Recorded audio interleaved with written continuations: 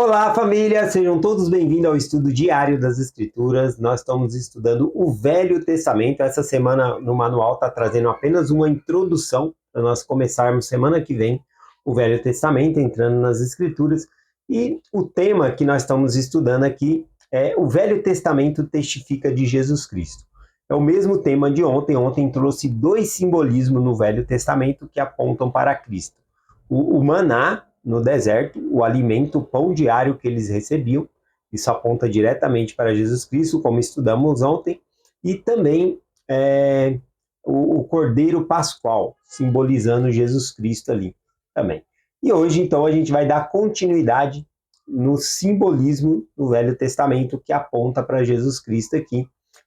Lembrando que depois a gente vai, no longo do ano, passar por essas escrituras e podemos dar mais ênfase, tá bom? Então, a parte que o manual trouxe aqui é sobre a serpente de bronze.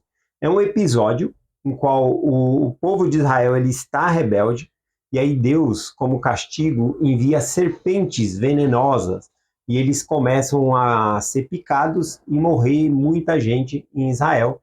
Eles pedem para Moisés ali tirar, né, pedir para Deus tirar a serpente. Deus faz o contrário, fala, não vou tirar a serpente. Mandou construir uma serpente de bronze, e levantar ela numa haste. Todos que fossem picados olhando para a serpente seria curado. Mas vamos ver por que Deus mandou um castigo tão severo ao seu povo. Não foi brincadeira o que eles fez, não. Vamos começar lendo aqui em Números, capítulo 21, versículo 4 em diante. Eu vou lendo e já explicando.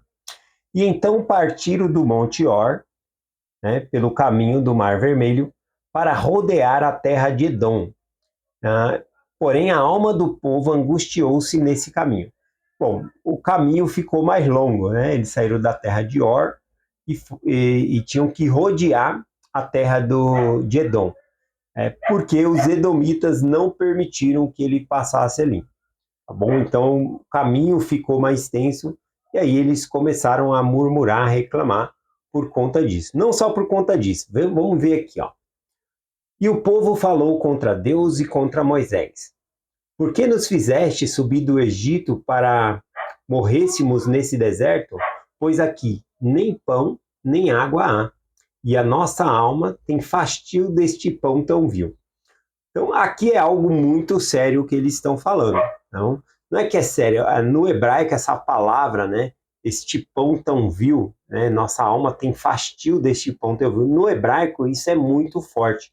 É uma ofensa muito grande a Deus aqui que eles estão falando. Quando fala nossa alma, é mais do que a pessoa ou um gosto que a pessoa tem.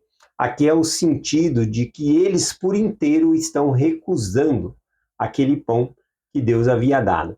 E fastio e desprezível, vil, pão vil e desprezível, eles falaram, né, que significa desprezível, detestável, sem valor. Então veja que Deus alimentava eles, dava água diariamente e comida, e agora eles não dão valor. Na verdade, no texto que nós lemos aqui, disse que, pois aqui nem pão nem água há. Veja que eles falaram, o que nós vemos aqui é uma mentira. Eles falaram que não tinha pão nem água, era uma mentira, porque Deus mandava o maná todos os dias e também dava água para eles todos os dias ali.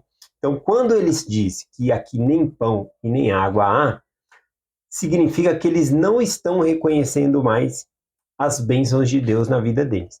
Quando a gente para de enxergar a bondade de Deus e deixa de ter gratidão pelo que Deus ele nos dá. Então, ali eles começam a achar que é bom o que tinha antes, né? Eles citam aqui o Egito. Em outras partes, eles vão até dizer que era melhor voltar para o Egito. Aqui é que eles não querem seguir a Deus. Eles querem voltar para a vida anterior deles. Eles acham melhor a vida anterior. E aí, então, eles estão reclamando aqui do pão, né? Do pão e da água que o Senhor dava para eles. Então, o problema aqui, na verdade, é um problema no coração. É um problema de rejeitar aquelas bênçãos que Deus estava dando para eles. Tá bom? Eles estavam rejeitando e assim também rejeitando o próprio Deus e Moisés aqui, que era o líder, conforme o versículo diz, que eles estavam falando contra Deus e contra Moisés, de uma maneira desprezível mesmo. Então, essa foi uma ofensa tão grande, tão grave, que Deus ele enviou serpentes venenosas ardentes ali para picar o povo em Israel. E aí muita gente começou a morrer, até que pediram para que Moisés tirasse, né, orasse a Deus e tirasse a serpente. Vamos continuar no versículos.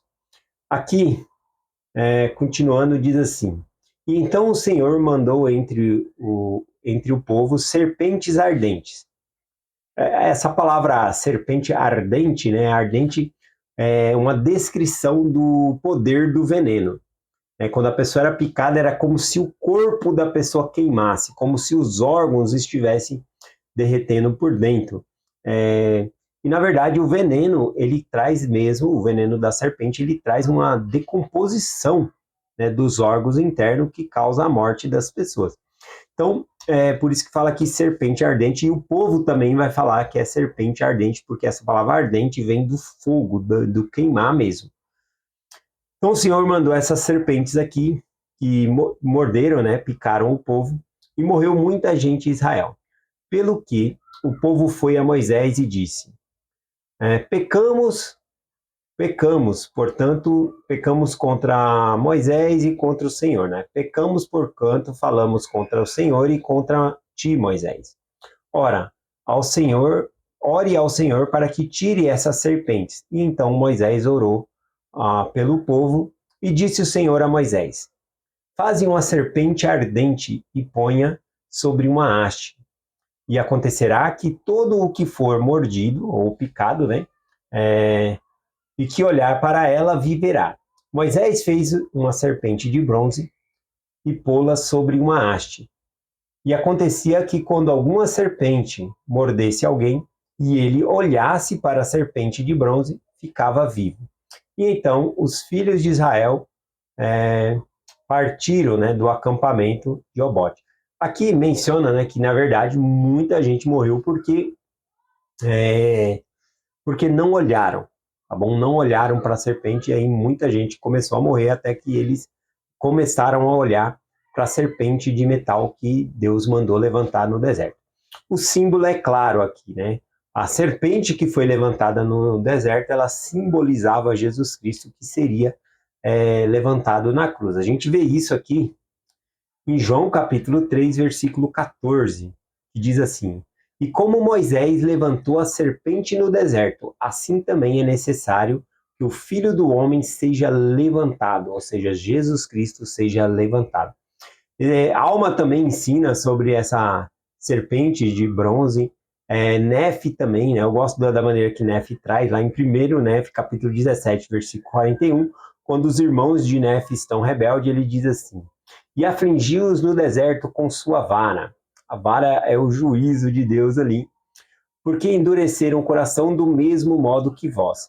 E o Senhor afligiu por causa de suas iniquidades. E enviou-lhe serpentes voadoras ardentes. E depois de mordidos, preparou um meio para que fossem curados. E o que tinha de fazer era olhar. E por causa da simplicidade do método, ou seja, da facilidade dele, houve muitos que pereceram. Então aqui, veja a facilidade para a pessoa ser curada ali e ser salva. O Senhor não instituiu um ritual para que a pessoa tinha que fazer.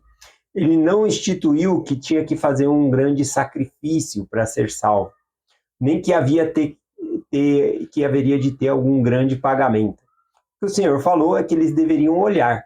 Então todo aquele, mesmo que estivesse moribundo ali por conta do veneno da serpente, se olhasse para a serpente de bronze levantada, seria curado. Bom, então esse é o ponto aqui. Olhar para a serpente de bronze simbolizava aqui, conforme nós vimos no Novo Testamento, o próprio Cristo que seria levantado na cruz. Então é um símbolo da salvação. Cristo, ele nos salva. Então é olhar para Cristo. Esse que era o ponto principal aqui. Mas houve muitos que pereceram. Ou seja, escolheram tentar sugar o veneno, tentaram outros métodos. Então, uma coisa importante para nós, o evangelho ele é simples, a gente não precisa querer fazer ele ficar sofisticado ou coisa assim. Tem gente que coloca coisas no palco, tentam fazer da pregação um stand-up, né? Tenta fazer agradável, alguma coisa assim, para vários tipos de artifício, mas na verdade o evangelho ele é simples, é olhar para Cristo, tá bom? É isso que nós aprendemos aqui. Bom, essa serpente de metal, né, conforme a gente viu aqui, Moisés fez ela de bronze. Por que será de bronze, né? Por que não de ouro?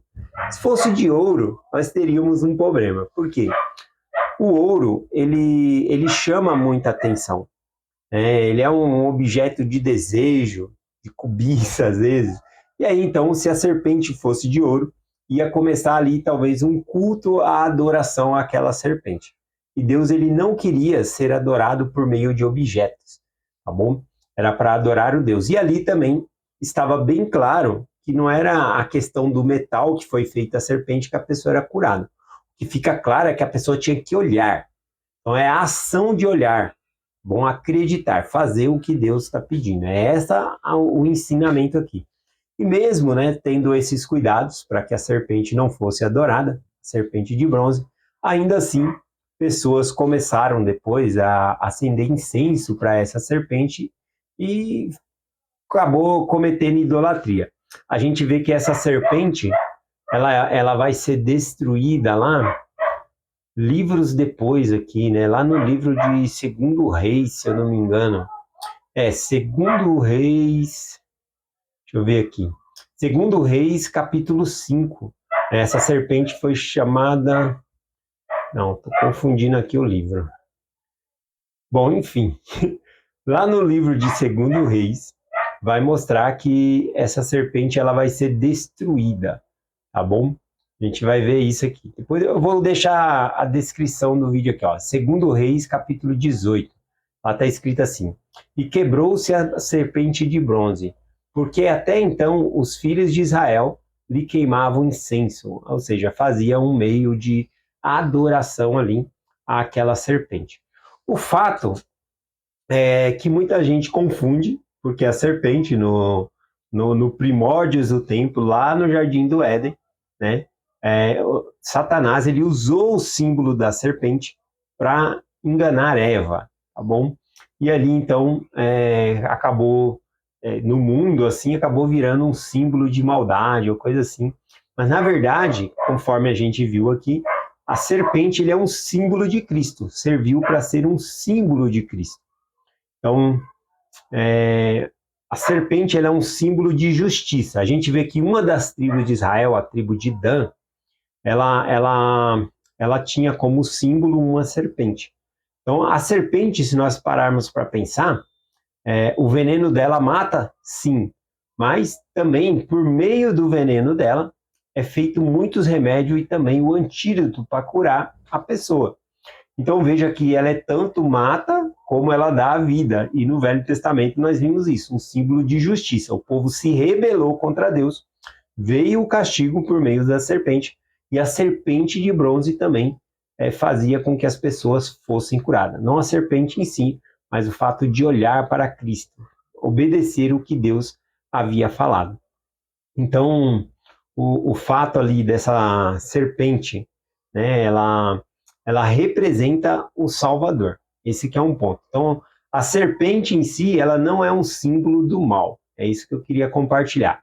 Nós vemos no livro de Apocalipse, com frequência, o próprio Lúcifer querendo se fazer de Jesus Cristo. A gente vê que tem o cordeiro degolado, aí ele é o dragão ali, que foi ferido também, sempre tentando imitar a Jesus Cristo, tá bom? Para confundir as pessoas. Então, no Jardim do Éden, ele se valeu desse símbolo também, tá bom? Que até mostra, né, que a serpente era o ser mais astuto ou inteligente. Então, ele se passa por inteligente, querendo ali desviar, né, e fazendo a tentação para Eva ali. Então, é isso que eu queria falar. Finalizando aqui, né, esse símbolo, amanhã a gente pode trazer outro símbolo de Cristo aqui, senão vai ficar muito corrido se eu for compartilhar. O outro seria de Jonas, tá bom? Que Cristo também, ele tem um simbolismo ali no Velho Testamento com Jonas, a gente pode trazer isso amanhã. Mas, só finalizando aqui, compartilhar o meu testemunho. E assim como Jesus Cristo, ele é um símbolo de justiça. Ele é amor, sim, mas ele também é justiça e equidade, tá bom? É ele que vai fazer com que nós possamos ser salvo do veneno que é representado o pecado. É olhar para Cristo que vai nos curar e nos libertar. É essa mensagem que nós compartilhamos em nome de Jesus Cristo. Amém. Até amanhã.